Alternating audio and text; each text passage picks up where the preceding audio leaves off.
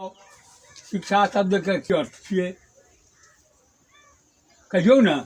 शिक्षा शब्द का अर्थ यह भले मनुष्य के लिए ये अनिवार्य है शिक्षा। अगर जे मनुष्य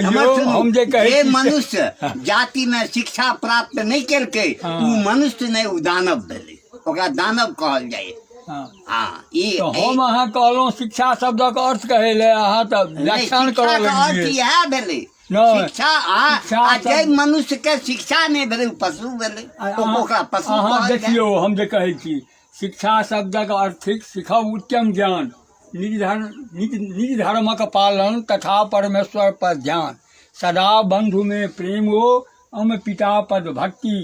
पर उपकारक हेत मति संपत्ति हो शक्ति जाय सौ जस हो जगत में सकल जीव पर ने अहि विधि शिक्षित होइका सफल मनुष्यक दे से केवल स्कूल में पढ़ने 20 किताब नहीं पवै छथ लोक बरू पाबत खुशी खिताब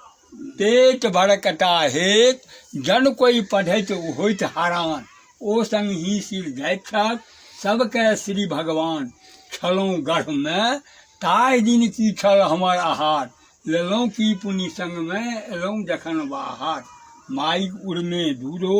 निज शरीर में प्राण तोता पंछी तार पर खोट लयछ लगाए एहन विलक्षण लूरो कतय सिखैयछ जाय कहू कौन कॉलेज में सीता पढ़लन हम पति से बा घर का धीत विपद धरद आबलम अपना पति के संग विपद का धारणा क्या कर चल गए।